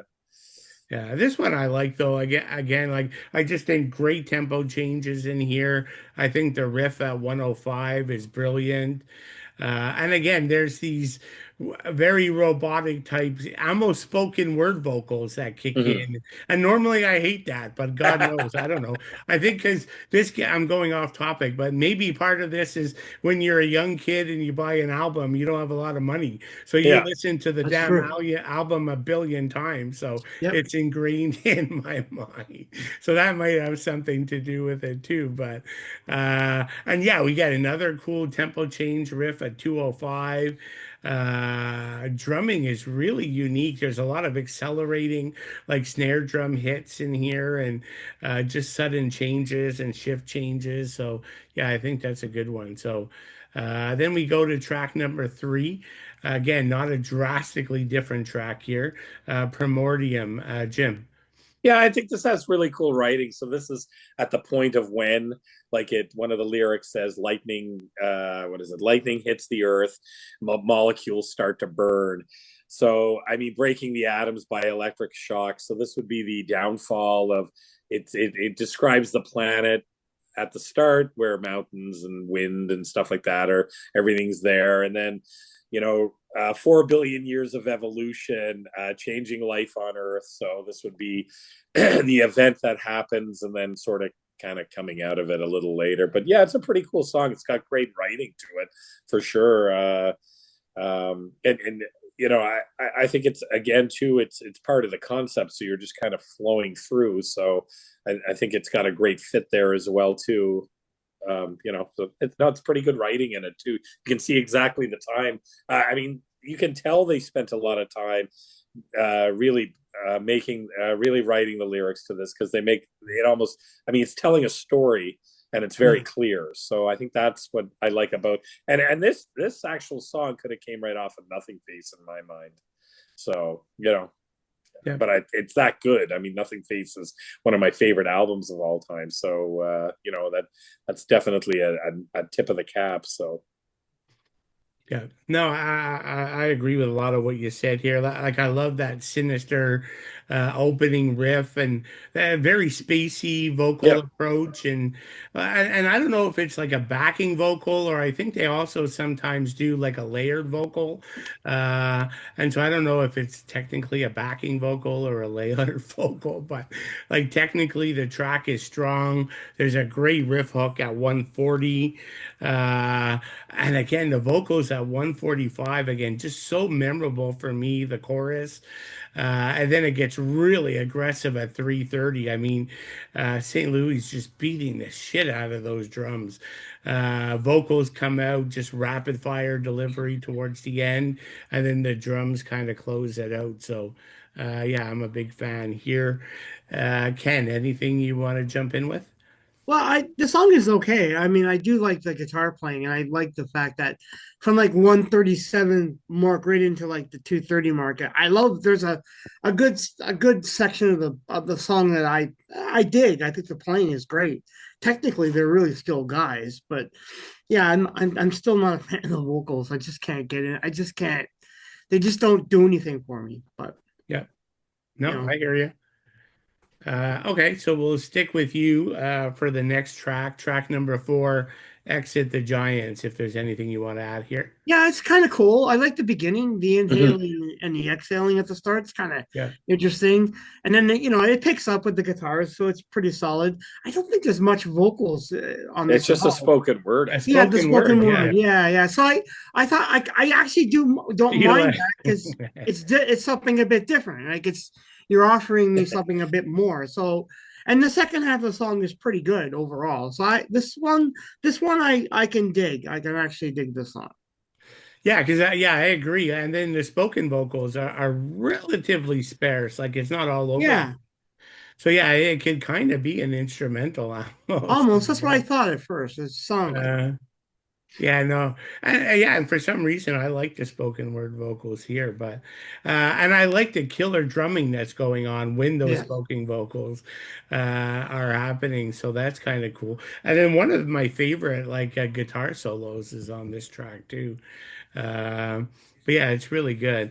Like I think I always said that probably Sacrifice is my Canadian thrash drummer. But this guy, as much as I love Gus, gives Gus a good run for the money in terms of both of them being the best like Canadian thrash drummers, I think.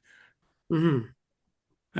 Jim, Exit the Yeah, I think Giant. this has got some great guitar work on it. I actually like it. I consider it more of an instrumental. Like, can you guys hit most of the points with the breathing sounds? I mean, this is a reset. This is the Exit the Giants. Everything's it's the rebirth's coming in the next song. So this song, The it's Rising. important to it's cool that I think it was kind of they meant to do it maybe with that light spoken word to where it makes sense because everything was destroyed. All the giants, Exit the Giants. This is where everything died. And we're coming up to sort of obviously the birth of man. So there wouldn't be technically. It's kind of smart how they did it with no talking. It's kind of like a reset button if you're following the actual concept of the album. I think That's that's a good pretty point. genius. Yeah, Good point, Jimmy. for me, that's how it makes me feel like this was smart because you got to set it up at the start. So you got the first three songs where you're setting it up, and then you know what's happening. We obviously know our history, so there would be nothing left. So and then the new rebirth is coming. So I thought that was pretty genius. This is like that.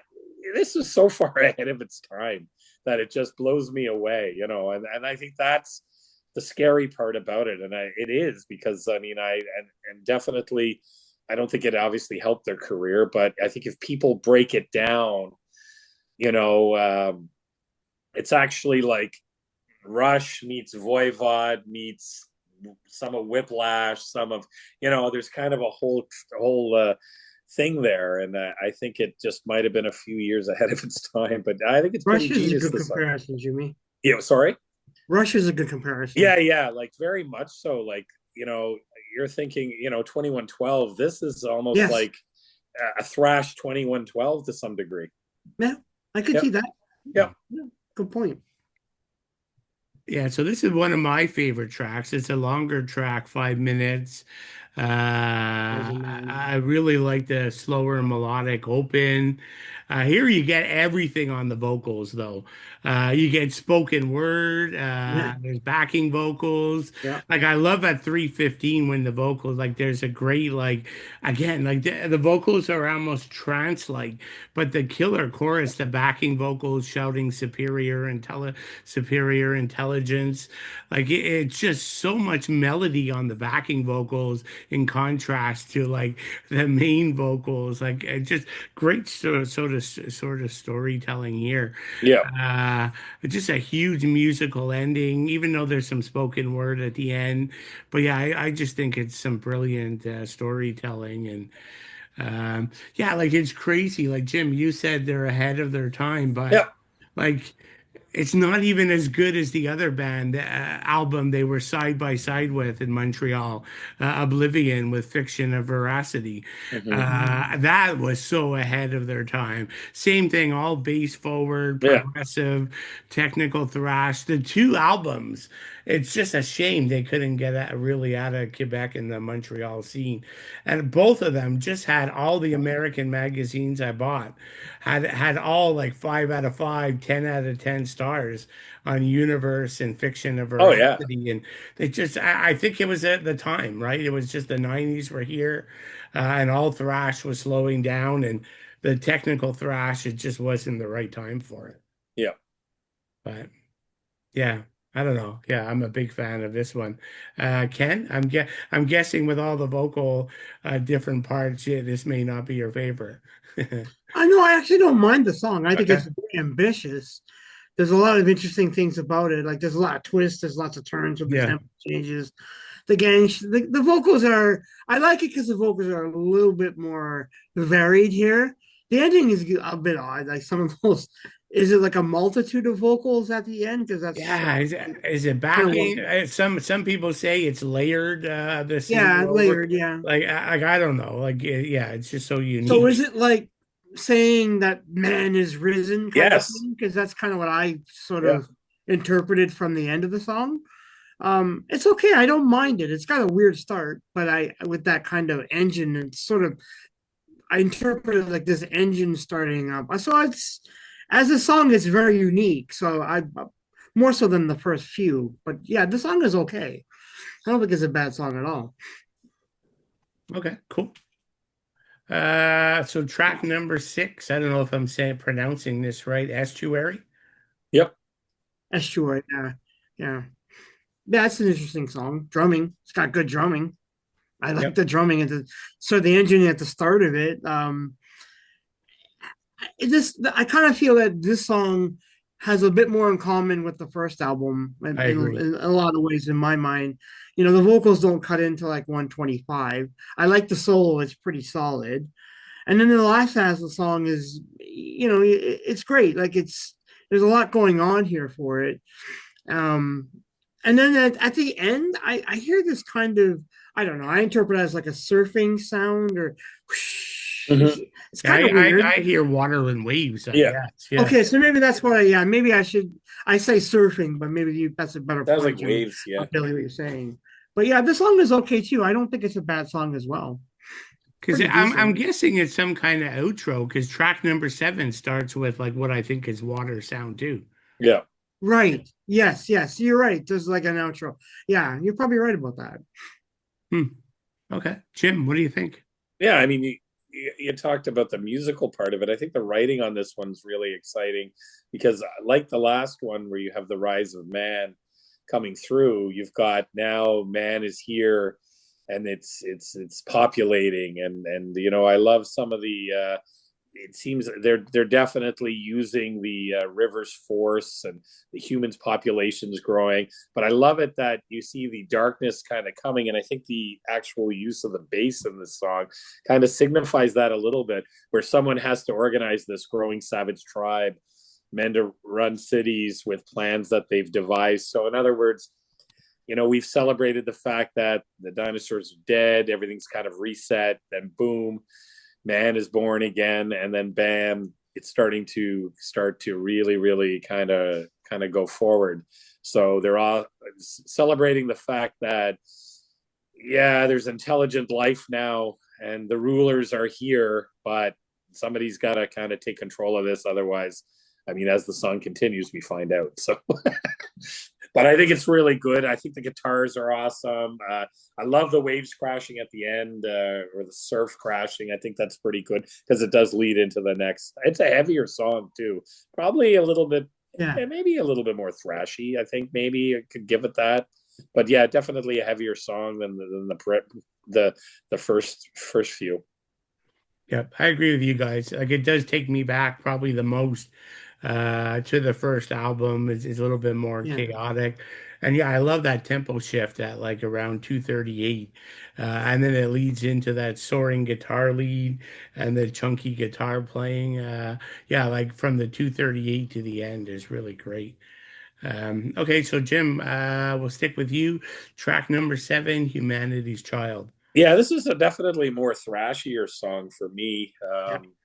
and I really like that.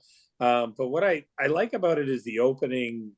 lyrics. Humanity is but a child looking for someone to teach him, someone to explain the things in life that mystify him. So I think that at this point, invention and everything is going forward. But, again, too, like, it's that fine line between where we're starting to see more darkness coming in to some degree, because we're starting to like populate the lands we have to be careful of. We have to fall back on the gods in the skies and stuff like that. I think it's pretty cool how they tell the story, and but this is definitely much more of a more, if there's a traditional thrash song on this, I think there's maybe two on here that are yet to come, this being one of them, that has more of a regular like thrashy vibe to it. But I think it's pretty cool, and I think it's again too, we're teeing up what us insects of humans will become. So I think they do a really good job of that. Yeah, I like this one for sure. Yeah, it's aggressive right out of the start. I also think Phil's vocals are a little bit more straightforward here. Yep. They're a little catchier, a little easier to get into. The chorus is memorable. But like I love that sort of like at 122, the tempo kind of shifts to like a brief kind of prog, almost jazzy Yeah. feel.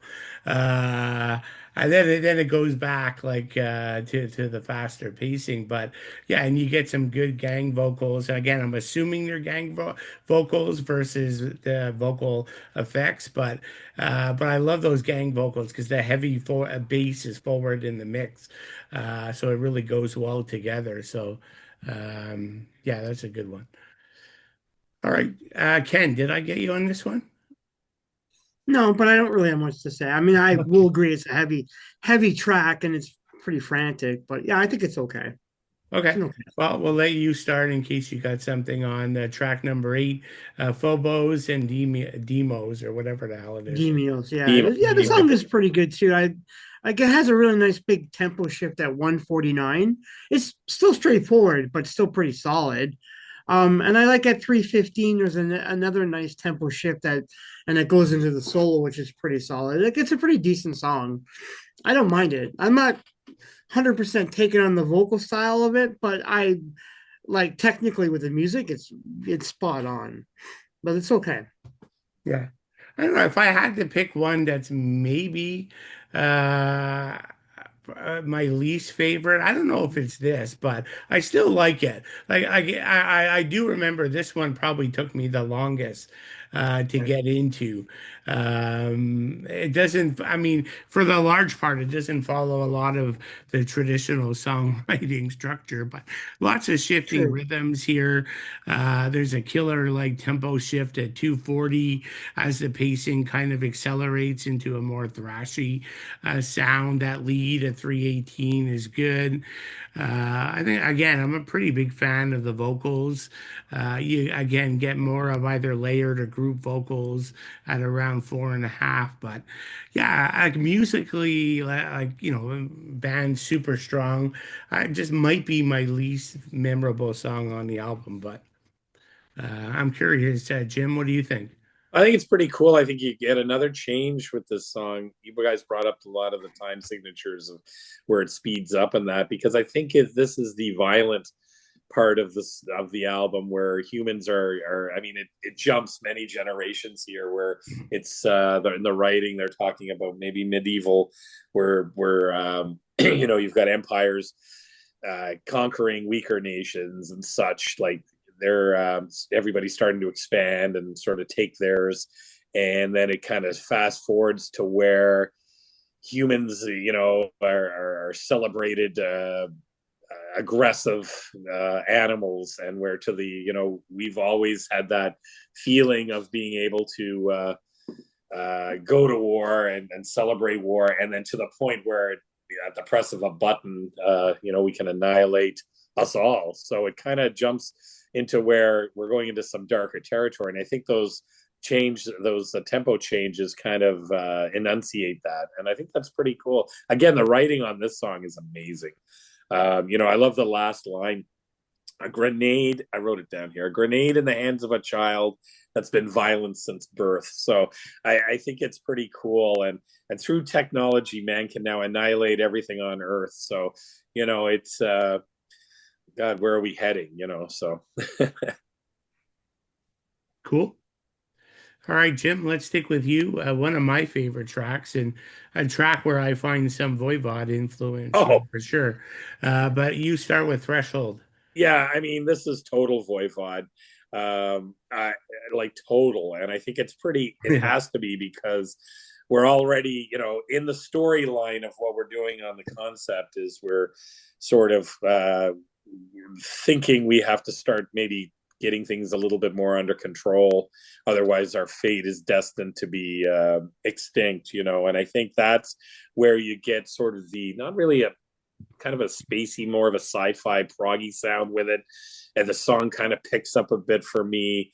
I think it's kind of maybe looking at ourselves. The writing is looking at ourselves and deciding kind of the fork in the road where we want to go. Do we want to go to total annihilation, or are we going to try to fix things? So I think that's where the Voivod end of it really happens. And again, I keep jumping ahead because I think that that's a big part of a concept album because it's teeing up one of my favorite songs that's coming up, and I think it's teeing it up for obvious reasons that maybe in 4.5 billion years we're going to have to start if we live that long, like as a civilization.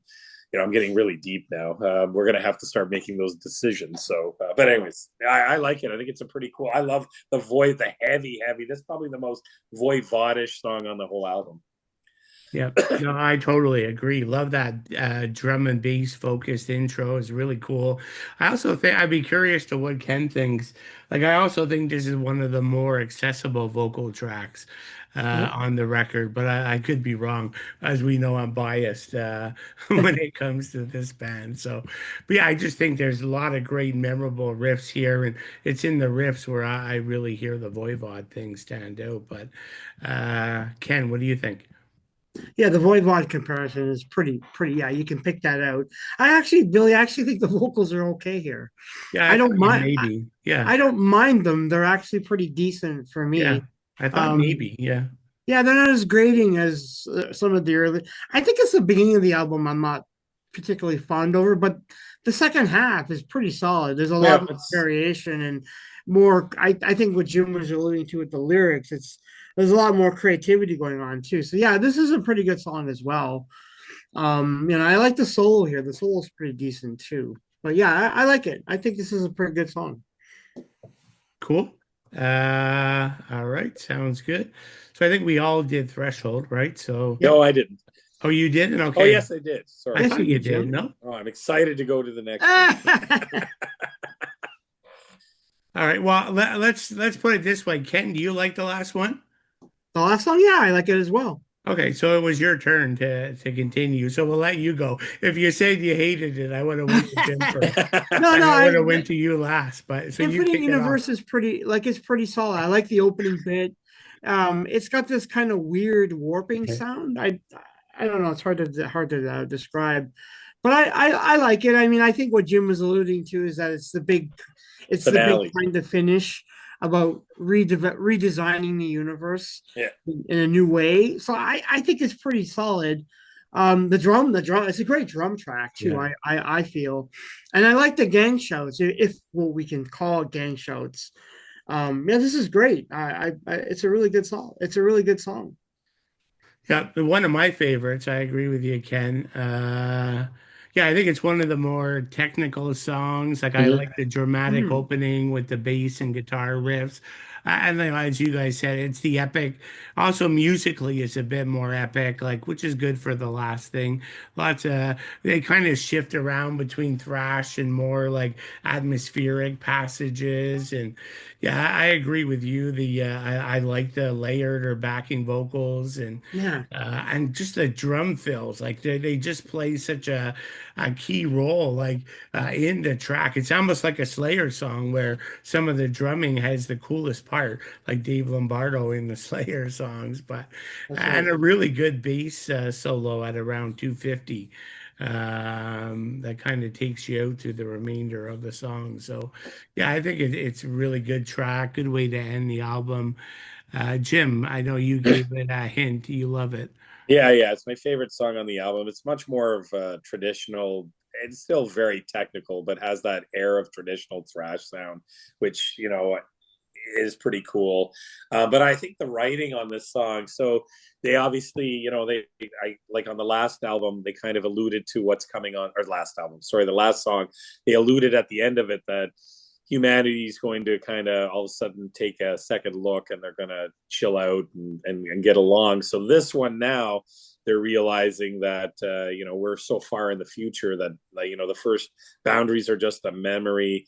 Mankind found peace and unity, and I think that's where you get sort of, they're obviously space exploration, and we're together. We took that good fork in the road. And I love the end part where it says, to the stars, prosperity, the galaxies, our legacy, the universe, infinity. So obviously, it's almost kind of like we came full circle from the first song to this song in the writing that, it just kind of, we're going to hopefully go find what we're going to be looking for out there as a unity, and have left sort of our aggressive behaviors behind.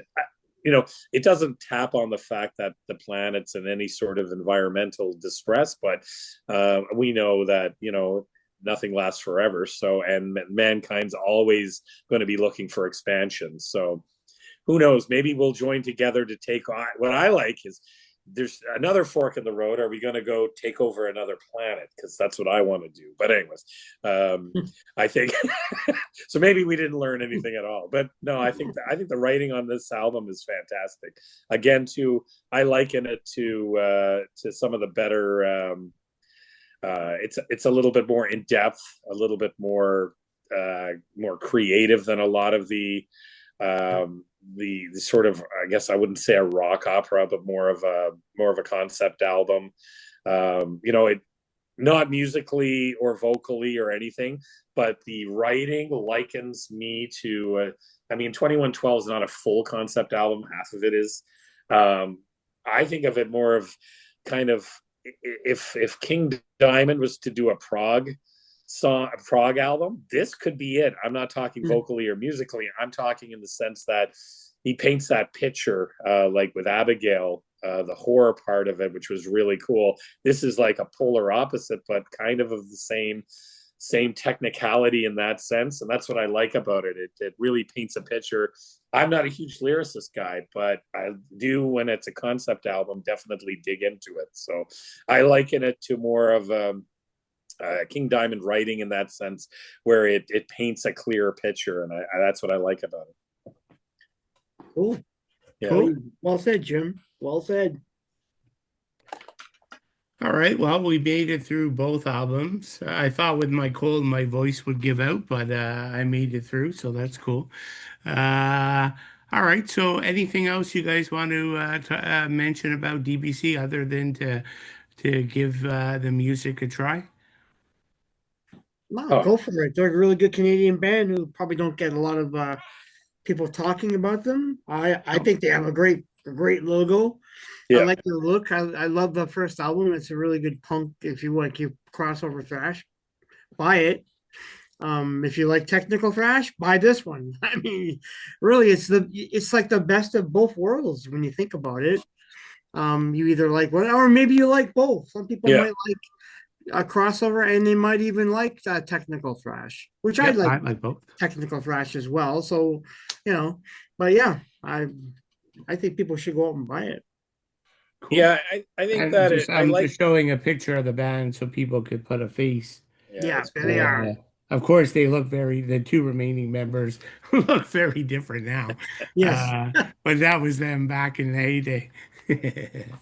I got to give them the cred for putting out such a deep album. But I mean, when it comes down to it, I think this album for me fits in between Nothing Face. Like if this was a Voivod album, it would fit directly in between Nothing Face and Angel Rat for me. But I can see that. When people ask me, because a lot of people, it's the same thing with Voivod, and we all are Voivod fans. But Voivod's taken such in their discography has gone so, like, from they started at War and Pain to where their last album was, it's so different, but the journey has been so amazing that I tell people, like if you're into prog, sci-fi, technical thrash, check out Nothing Face and then go backwards. Don't start with War and Pain because it might scare you off a little bit. If a lot of people are like, oh my god, but I mean I fell in love with Voivod off the first album. So Yeah, and same then here. this, yeah, like when I saw them, I think it was on Much Music and they came out with those gas masks on.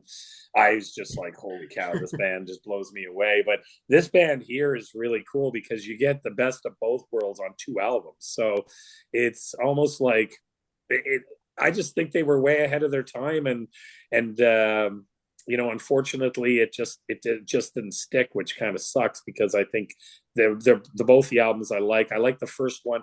Being a thrash fan myself, I like that crossover vibe quite a bit. But I mean, because the first time, I got to be honest, like I got Nothing Face for Christmas in I think it was 1990 or whatever. And I remember putting it on and going like, well, I'd already seen Astronomy Mine. I didn't even know like at that point it was a Pink Floyd cover until I found out it was. But I was like, man, this is blowing up on like on Much Music and mostly on Much Music. As I don't know if it did super big in the US, but I was like, why? And I mean, I know it was the attachment to the Pink Floyd being a cover. But on the same token, I got to admit, I was kind of shocked it became that popular because I remember being in a club and them playing it. And I'm like, oh my God, they're playing Astronomy Mine from Voivod. I mean, I loved it, but it was weird because it was Dimension Hatros, my favorite album all time from Voivod. But I it's just such a, from where they started to there, then where they went from there to maybe Phobos and that with Eric, and then where they went from there to the last album. I just think it's a big journey, and it's really sad that we didn't get really that journey out of these guys, because I think, and I don't know, I think maybe the second album is maybe a genre of Quebec metal to some degree. I mean, you brought up Oblivion. I just think it's kind of cool that out of Quebec you get such technicality from these thrash bands that started out as really thrashy speed metal, even with a punk kind of influence. I think it's really cool. The people need to check it out. That's interesting, I find, because Nothing Face was what, 89, wasn't it? 89, I think. I think at the Yeah. end of 89, 88. yeah. So then likely, unless DBC, which is potentially possible, like that they were in the same practice studio. So like I'm just thinking like they probably didn't hear Nothing Face, because a lot of the tracks on Nothing Face are very technical. Yes. Other than Astronomy Mine. So like and let's face it, Snake isn't exactly the most easy. I mean, I'm a big Voivod fan as well, but his lyrics aren't the easiest to get used to either. Uh, so like it's kind of interesting that that album was Voivod's best-selling Yeah. album, and it was 1989 and extremely technical. Yeah. But so does that mean that DBC's only mistake was not including a Pink Floyd cover on the record in the same year? It's weird. Yeah, that's a good point, because I think the Like, did cover that Astronomy Mine drive that album that much? must No, have. Maybe, do you no, think? No? no. Let me just say, I think what we're getting at here is that Voivod's has been around a lot longer as a Yeah. Yeah, no, for band, sure. so they were able to build a career. So when you get to Nothing Face, it's much more accepted. And I think, I don't know. I just feel to me that they had they were just around a lot longer, whereas DBC, they just weren't. They just Yeah, weren't. no, I mean, there's no doubt that that's the fact. I mean, Voivod definitely would be an influence on DBC, but I think we do got to call the spade a spade. Like that Voivod cover, what did drive a lot of sales Oh on yeah. Mhm. that record? Like, there's no doubt. You're Like a right. lot of people love that song who wouldn't be a fan of that whole album. Yeah. True. True. Good But point. I hear you definitely. Like the band had built a whole career before these guys. And Uh, they morphed their career. Like Ken's saying, like the first two albums are so much different. and then you saw the change sort of happening on Killing Technology, but Dimension Hatros, which is a killer, oh, one of the best albums out Oh, there. I love it too. Yeah, You yeah. you got that, you've got that change happening, but then it was really changed on there. I think that the cover made them, I think for Canadian content, maybe the cover, they was easier to promote a Pink Floyd cover to some degree with their background. So you've got two Canadian bands here, one that's fairly known, and then one that's kind of not. And then all of a sudden you throw in the Pink Floyd cover, and then you got much music played the hell out of that video, and they really promoted the heck out of that album.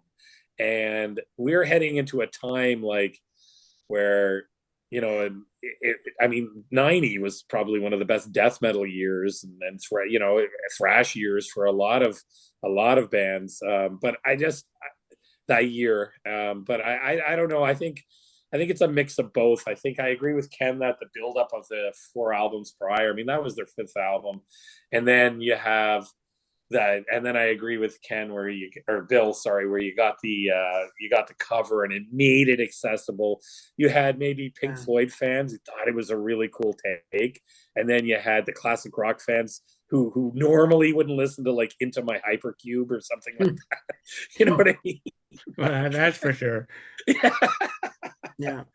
yeah. Yeah, I think it's just this is probably people are going to say I'm crazy in the comments, but I would actually say I prefer DBC Universe as a whole Okay. more than I love Nothing Face. And Okay. both Universe and Nothing Face is in like my top 15 metal Mhm. albums of all time. So I love them both. yeah. But I think I'm like one of the only people who probably prefer DBC over Voivod. But anyways. So I guess just so I know where you stand, Ken. Like, what's your favorite of the two? I think that's pretty safe. I pick Universe over. I love them both, but I pick Universe. But Jim, I'm a little unsure. If you had to only pick one, what would be your pick? Oh, I'd have to go. I got to go with the first album. Okay. I mean, I like the writing. It's just I, I I don't know if I heard this before. Technically, I remember listening to it, but I never really probably gave it the chance after. Nothing Face. I'll be honest with you. Nothing Face isn't my favorite Voivod album. It's probably my top three, maybe my top two. But when it first came out, there was a part of me secretly that I'm listening to because a lot of my friends didn't listen to Voivod anyways. So I was kind of a little bit on an island. Like I was like, I bought the original albums, like the first four, and I was like in my bedroom listening to them. But I never drove around in my car with my buddies listening to that. You know, that was more crappy or more other stuff I was listening to, maybe Motley Crue and that. But by that time, it would have been Metallica and Slayer and stuff. But I remember listening because you know, and everybody says to me, "Oh, you don't like Voivod. How can you like Voivod?" And still, I get it online every now and then, and I'm like, "Oh, because it's amazing. You've got amazing. The whole thing's a great package." I think the first album of DBC blew me away for crossover thrash, and I really liked it. I just wish there would have been a couple more albums to more maybe ease me into this. I love this album. Probably love it more after Nothing Face than I did prior to, only because I started really getting. I always liked prog rock, you know, like Saga and that sort of thing. I always liked that, but a Marillion, you know, bands like that. But this is taking it with the thrash technicality of the thrash a little further. So it's very nichey. You know, it's a niche that a lot of people. I still get it online. People are like, "Oh my god." But I bet you if people listen to this, I mean, they'd probably be like, whoa, that's a change. But now that Nothing Face has kind of paved, even though this came out prior, I believe, that it came out prior, I think that Nothing Face really, really brought the light on it. So, but I would go with the first album for me is just a classic, you know. Cool. All right. So, of course, people listening to the podcast after the fact, please let us know in the comments which two or both that you enjoy. Okay, so yeah, that's a good conversation on dead brain cells, and there's a few things out there in the YouTube verse on DBC. Not a lot, but hopefully this will give folks a reason to go buy the albums. In terms of next week's topic, I don't think we talked about this, guys. Who's up next week? It's That would me. be Ken. Okay. Anything you want to share now, Ken? Or Okay, so yeah, first of all, we won't have a show next week. oh So yeah, timing wise, yeah. timing wise, just with stuff going on, we'll be skipping a week. So the week of the 17th, yeah. So the 20th, yeah. There'll be a show then for sure. So I was thinking, since we've all now seen the Megadeth, Anthrax, and Exodus show, and Jim's got the hat there to prove it. He bought at the show. Yeah. I think we'd do like a special kind of show where we just talk about the concert, what we give us our thoughts, what we liked, what bands we thought were cool. And I know Jim actually did the meet and greet with Anthrax, so he can go on and talk about it. Sounds like he had a great time. So Yeah. I figure let's do that. Oh, that's cool. And we can, by then, I think maybe the new Exodus album will be out. I think it's out on the 20th, I think. So maybe. Yeah, we might. Yeah. Might there might be a new single, so hopefully we can talk about that a little bit. Yeah, of course. Because that's pretty cool. No, that's great, Ken. All right, cool. It's not very often that the three of us get to see. Like, it's usually you two guys have seen a show and I haven't. Yeah, that's true. It's We've really all seen cool. the same show, so we've seen the exact same show. A little bit different set list on, I think, maybe Megadeth. It might have been the same. I'm not sure. I think it was pretty much the same in our shows. I think yeah, maybe one or two different tracks. Yeah. I think, yeah. But still, it's kind of cool to do that, and I think there's, Megadeth's on the.